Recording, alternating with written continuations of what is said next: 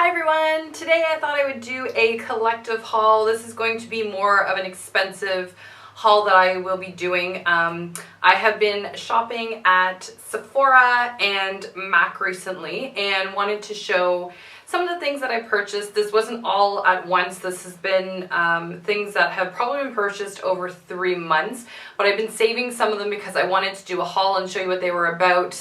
So I have been very patient to not open anything because I've been dying to do it. Some of the things I did open obviously because I wanted to use them badly, but it is a collection of lipsticks, palettes, eyeshadow palettes, sorry. Some powders, nail polishes, things like that. So it's a little bit well-rounded as far as makeup is concerned. I know it was more expensive, so it wasn't a bragging haul by any stretch of the imagination. I just wanted to show you because I know some people are interested in some of the palettes and things that are out there. So anyway, that's what it's about, so stay tuned. So one of the first things that I purchased, and actually I'm going to go from kind of the smaller items to larger, I think that'll be a little bit easier. Everyone knows, I think from all of my videos, that I had been purchasing Marc Jacobs, so it has me completely obsessed with his line. It is so friggin' amazing.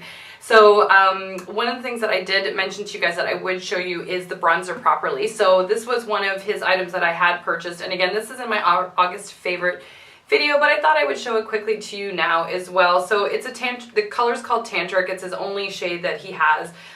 Really beautiful casing that he's got on it, all the glossy finish that all of his do. And then this is the bronzer. So it is a very, very light one, but it's actually one of my favorites. Normally I use MAC's Golden or their matte bronze, and this one I actually find great for pale skin coloring, or even if you do have a slight bit of a tan. I have a bit of tanner on right now, so I'm a little bit darker than normal, but it's almost faded, so it's pretty light still. And this works great for that, even just to give myself a little bit more color or contour just slightly. So I really, really do like this color and recommend it for pale skin tones. If you have a deeper skin coloring or deeper complexion, I don't recommend it. I think it'd probably be pretty useless, but this is something that I was really, really happy to buy. The other thing that I bought from Sephora was the Marc Jacobs blush, and I haven't shown you guys this one.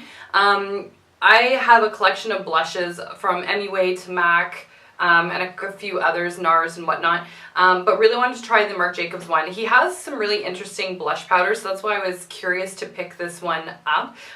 This is a blush shade that I don't really have. It's almost like it's called Obsessed, and I am obsessed with it actually, so very appropriate.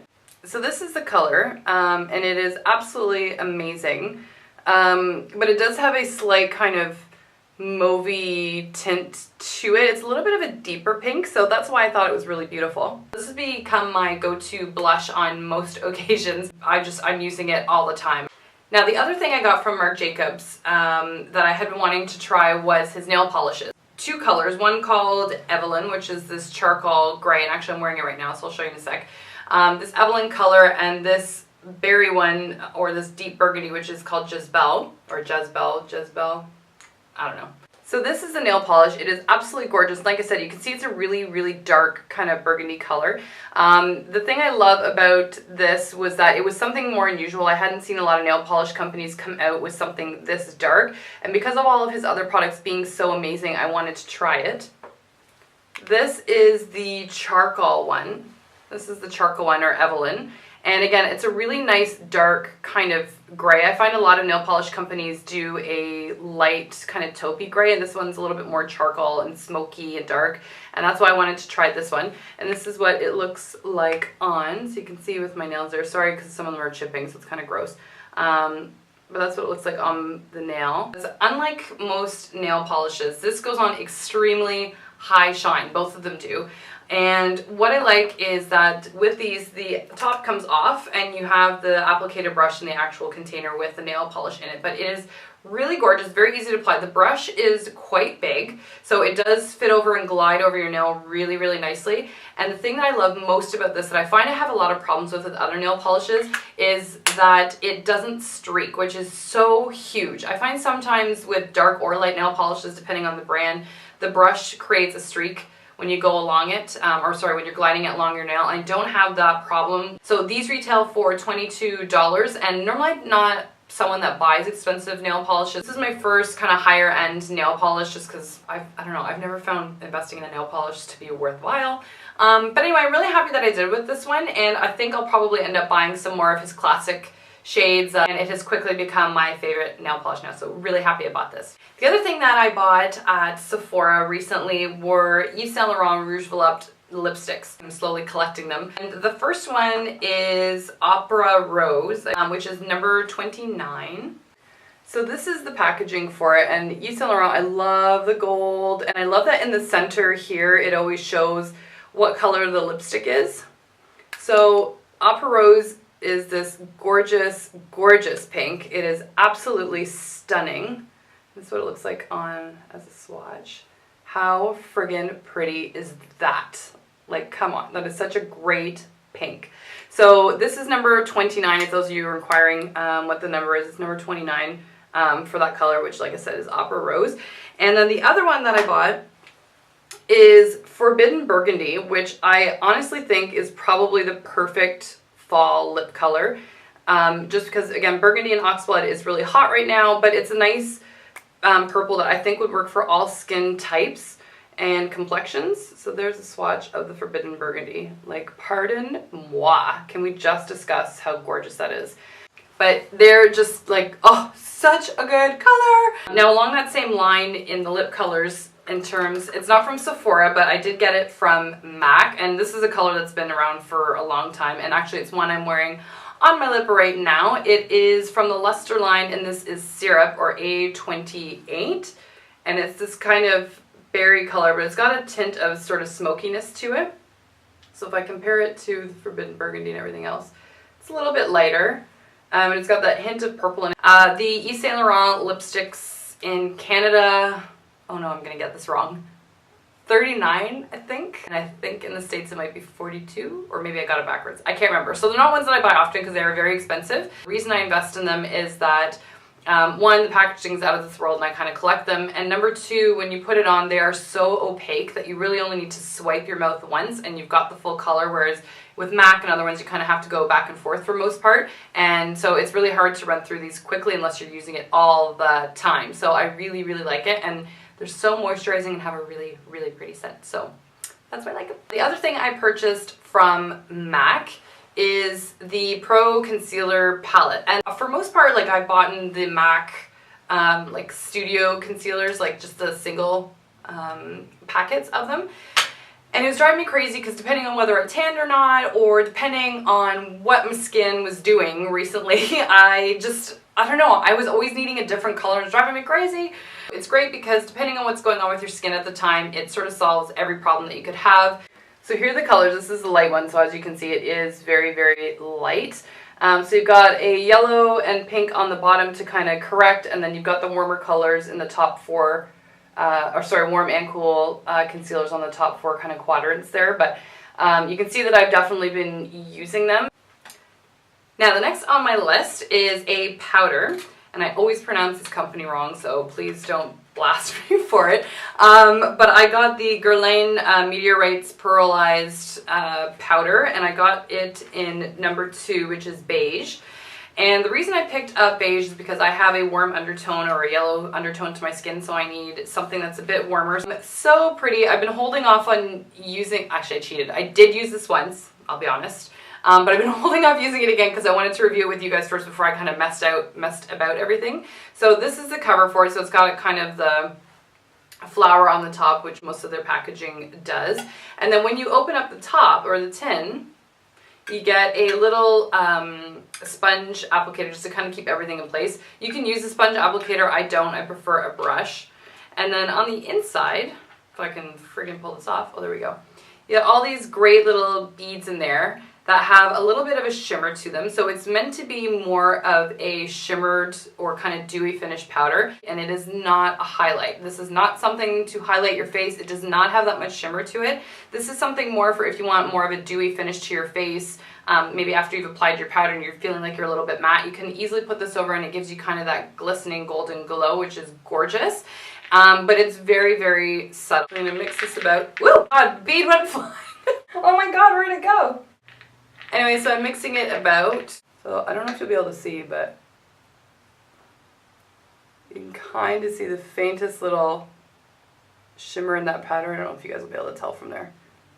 Anyway, so it's a really great good powder, so I recommend giving it a try. A lot of the time I like matte finishes, especially in fall, but I do like a little bit of a glow because let's be honest, most people's skin is not flat most of the time. So this I've really liked putting over top of my Studio Fix powder or something, just to give me that little teeny tiny bit of a shimmer. Sometimes I'll use it like a highlight or just to highlight gently in some areas, but like I said, it's not a highlight itself, so you're not going to get that dramatic sheen that, you know, other actual highlighters will give. So keep that in mind, but it's really beautiful. I really like this. Now the last part of my haul is actually eyeshadow palettes. I much prefer eyeshadow palettes to single little pot colors of eyeshadows.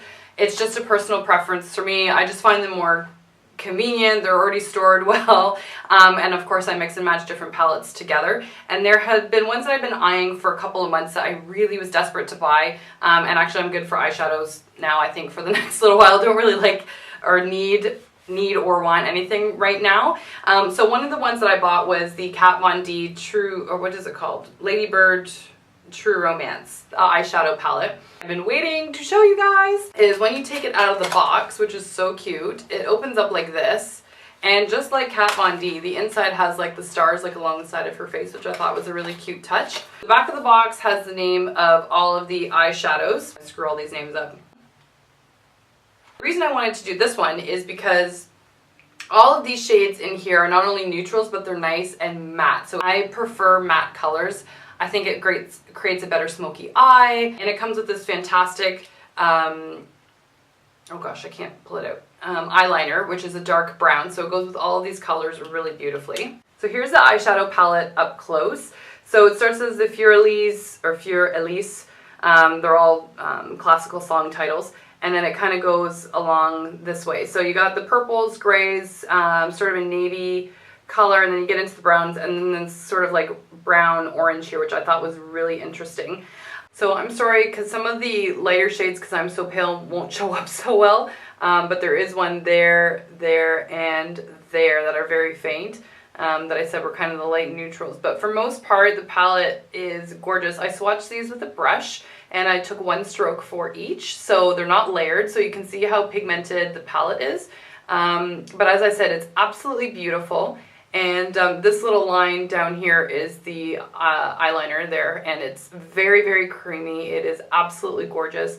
And as I said, they're all matte. Now the next palette I had purchased, because I told you it's having a bit of a palette splurge, is the Too Faced Love Sephora palette. This one I thought was so pretty, and you can see all the colors on the back. So it comes with bronzers, blush, a couple of eyeshadows, a primer, and a little brush itself.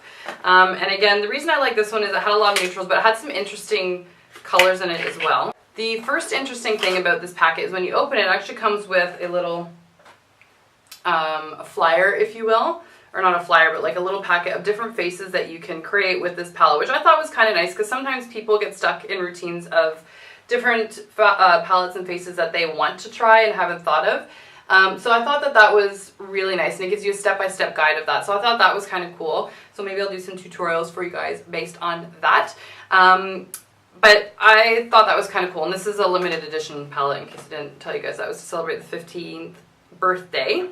Here is the inside of the palette. Ah, are you so excited? It's got a highlight here and then some neutral kind of chocolate color. And I'm obsessed with these colors. I actually don't have a palette with these colors in it.